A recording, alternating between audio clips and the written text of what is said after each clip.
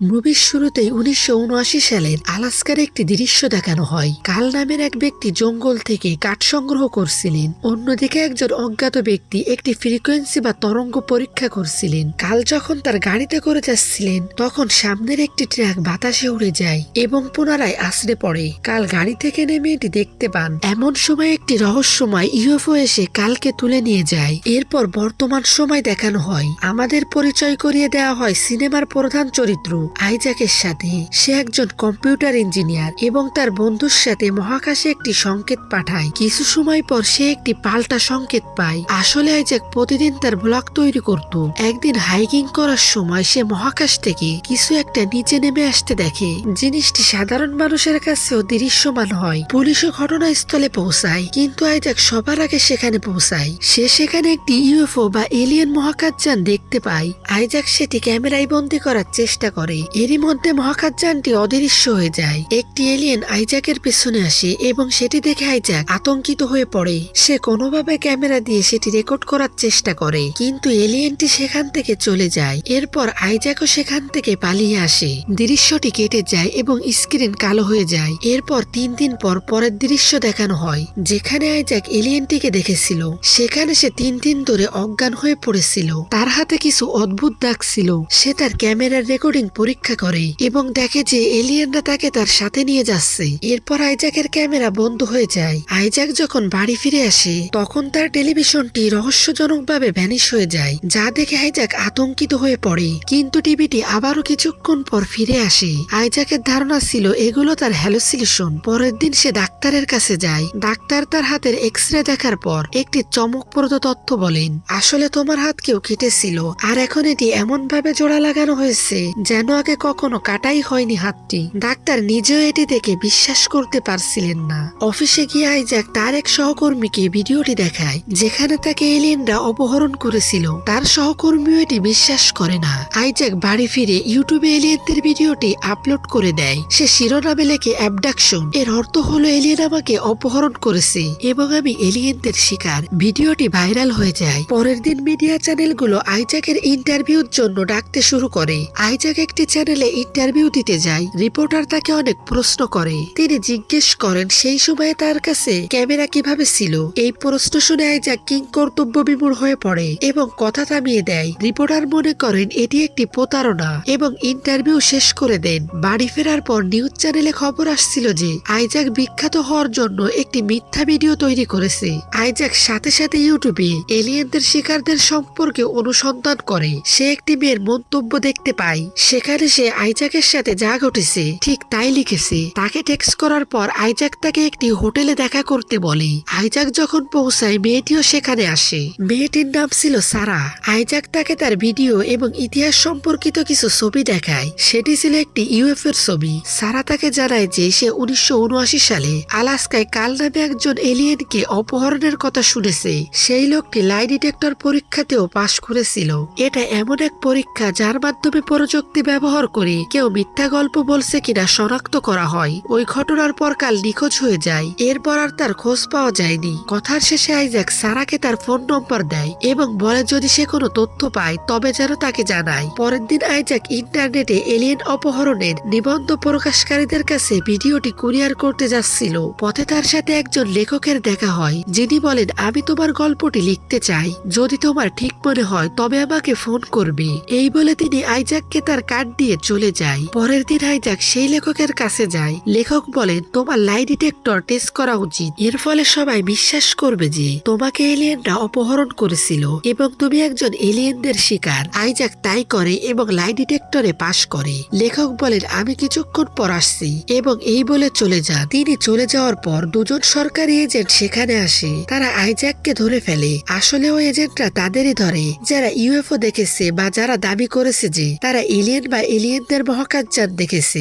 আইজ্যাকের যখন জ্ঞান ফিরে সে দেখে দুজন রোবট তাকে একটি ঘরে আটকে রেখেছে। সারাকেও সেই রোবটরা সেখানে নিয়ে এসেছিল। তারা সারাকে অন্য একটি ঘরে রাখে। আইজ্যাকের সামনে একটি টিভি ছিল এবং একজন অফিসার তাকে সহযোগিতা করতে বলেন। অফিসার তাকে ঘরের বিভিন্ন জিনিস পরীক্ষা করতে নির্দেশ দেন যাতে তিনি আইজ্যাকের শক্তি সম্পর্কে জানতে পারেন। তিনি আইজ্যাককে কার্লের ছবি দেখান এবং জিজ্ঞেস করেন তুমি তার সম্পর্কে কি জানো। আইজ্যাক বলে যে সে কিছুই জানে না। এরপর সে সারাকে খুঁজতে শুরু করে, কিন্তু তখনই রোবটগুলো তার সামনে হাজির হয়। আইজাক তাদের হত্যা করে এবং তাদের বন্দুক নিয়ে পালিয়ে যায়। সামনে গিয়ে সে একটি ঘরে সারাকে দেখতে পায়, তাকে মুক্ত করে এবং রোবটদের হাত থেকে বাঁচতে বাইরের দরজার দিকে এগিয়ে যায়। কিন্তু অফিসার ততক্ষণে সব দরজা লক করে দিয়েছেন। মনে হচ্ছিল আইজাকের কিছু প্রকৃতি প্রদত্ত শক্তি আছে। সে তার শক্তি ব্যবহার করে দরজা খোলে এবং বাইরে বেরিয়ে আসে। এমনকি সে নিজেও দরজা লক করে দেয়। অফিসার তার সঙ্গীদের বলেন তারা আসলে কার্লের কাছে যাচ্ছে,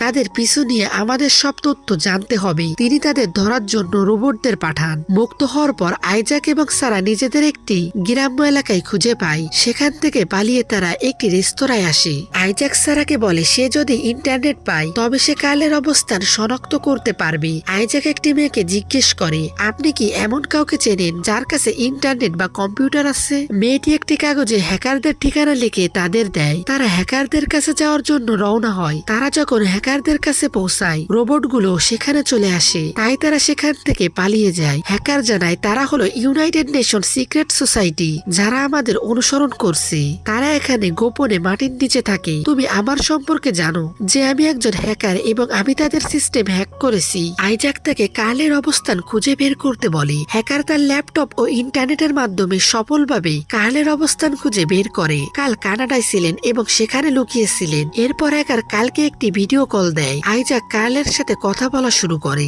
সে কালকে তার সাথে যা যা ঘটেছে সব গল্প বলে। আইজাক তাকে জানায় যে সে এবং তার বন্ধু মহাকাশে একটি সংকেত পাঠিয়েছিল। পরে আমরা সেখান থেকে তথ্য পেয়েছি, কিন্তু আমি ভাবছিলাম হয়তো এটা কোনো গোলযোগ। কাল তার কাছে স্যাটেলাইট সিগন্যালের তথ্য চাই। আইজাক হ্যাকারদের নাসার সার্ভার থেকে ডেটা ডাউনলোড করতে বলে। হ্যাকার খুব সহজেই তা করে ফেলে। তারা ডাউনলোড করা সংকেতগুলো কার্লের কাছে পাঠায়। কাল সংকেতগুলো তার ল্যাপটপে দিয়ে একটি অডিও ফাইল তৈরি করেন। সেটি শোনার পর কাল বুঝতে পারেন যে ওই সংকেতগুলো এলিয়েনরা পাঠিয়েছিল।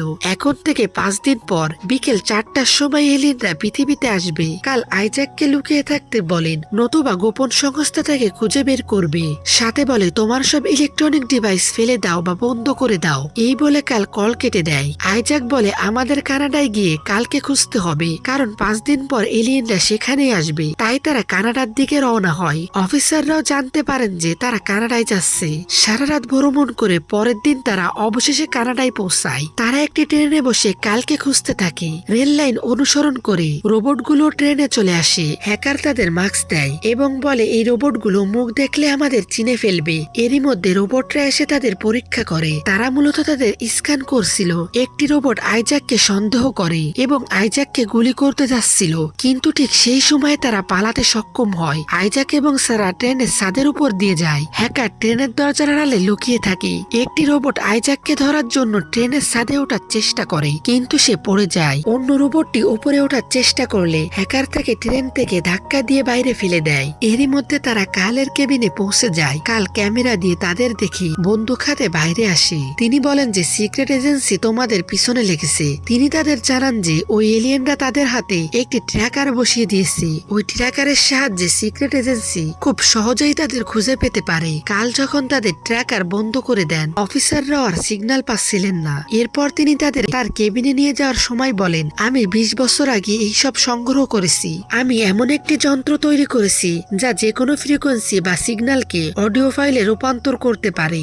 আসলে আমিও একটি সিগন্যাল পাঠিয়েছিলাম এবং উত্তরও পেয়েছিলাম, কিন্তু আইজাক সেটি তোমারটার মতো এত শক্তিশালী ছিল না। এরপর মহাকাশযান আসার 5 মিনিট আগের সময় দেখানো হয়। যখন তারা কার্লের কেবিনে ছিলেন তখন তারা অদ্ভুত শব্দ শুনতে পান। আইজাক কি হয়েছে দেখতে বাইরে আসে। সে জঙ্গলের মধ্যে এলিয়েনদের খোঁজার চেষ্টা করে, কিন্তু এলিয়েনটি আবার আইজাকের পিছু নেয়। এরপর দৃশ্যটি অন্ধকার হয়ে যায়। পরবর্তী দৃশ্যে দেখা যায় তারা কার্লের কেবিনে আসেন এবং এলিয়েনটিও সেখানে উপস্থিত। কাল তার যন্ত্রের সাহায্যে এলিয়েনের ভাষা তাদের ভাষায় রূপান্তর করেন। এলিয়েন বলে আমি মানুষদের সম্পর্কে জানতে চাই, তারা কিভাবে জীবন কাটায় এবং টিকে থাকে, কেন মানুষের পৃথিবী ভিন্ন।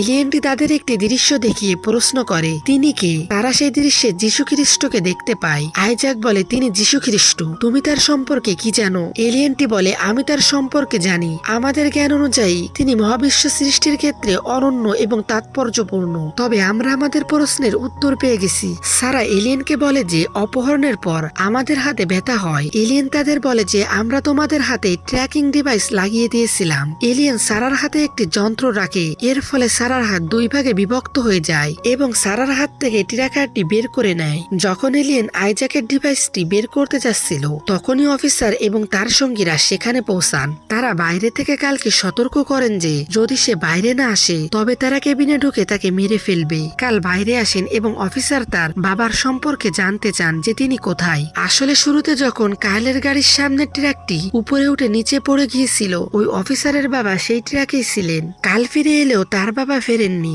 অফিসার ভাবছিলেন যে কাল হয়তো তার বাবাকে মেরে ফেলেছে। অফিসার কালকে বলেন যে যদি সে তার বাবার ঠিকানা না বলে তবে তাকে মেরে ফেলা হবে। কাল বলেন আমি কিছু জানি না, আমি জানি না যে তিনি কোথায় আছেন। অফিসার কালকে বিশ্বাস করেন না এবং তাকে গুলি করেন। সারা এটি দেখে বাইরে চলে আসে এবং অফিসার বুঝতে পারেন তারা ভেতরে আছে। যদি তুমি বাইরে না আসো তবে আমি সারাকে গুলি করে মেরে ফেলবো। আইজাক বাইরে না আসায় অফিসার আসলেই সারাকে গুলি করে মেরে ফেলে। এখানে আইজাকের ট্র্যাকারটিও সরানো হয়ে গিয়েছিল। এলিয়েন আইজাককে তার টেলিকাইনেটিক শক্তি ব্যবহার করতে বলে। এরপর নিজের শক্তি ব্যবহার করে আইজাক লেজার আক্রমণের আগেই হ্যাকারকে কেবিনের বাইরে টেলিপোর্ট করে দেয়। সে বাইরে আসার সাথে সাথে অফিসার এবং তার সঙ্গীদের অদৃশ্য করে দেয়। এটি থেকে হ্যাকার অবাক হয়ে যায় যে তারা কোথায় গেল। এলিয়েন কাল এবং সারাকে পুনরুজ্জীবিত করে। সে তাকে মহাকাশ যানে করে নিয়ে অন্য কোথাও নামিয়ে দেয়। অফিসার ধারণা করছিলেন যে তারা মহাকাশ যানে করে কোথাও পৌঁছে গেছে। এর 6 মাস পরের দৃশ্য দেখানো হয়। আইজাক এবং সারা সুখে শান্তিতে বসবাস করছিল। আইজাক আরো কার্যকরভাবে তার টেলিকাইনেটিক সক্ষমতা ব্যবহার করা শিখছে। অন্যদিকে কাল এবং হ্যাকার তাদের নিজস্ব গোপন সংস্থা প্রতিষ্ঠা করেছে। ওই অফিসারকেও বরখাস্ত করা হয়েছিল। তিনি কোনো প্রমাণ ছাড়াই শুধুমাত্র সন্দেহের বশে কাল এবং সারাকে হত্যা করেছিলেন। তার সংস্থা জানতো না যে কাল এবং সারা এখনো জীবিত। আর এভাবেই চলচ্চিত্রের একটি সুখকর সমাপ্তি ঘটে। তো বন্ধুরা, মুভির এক্সপ্লেইনটি আপনাদের কেমন লাগলো কমেন্টে জানান এবং এরপর আপনারা কোন মুভির এক্সপ্লেইনটি দেখতে চান সেটিও কমেন্টে জানান।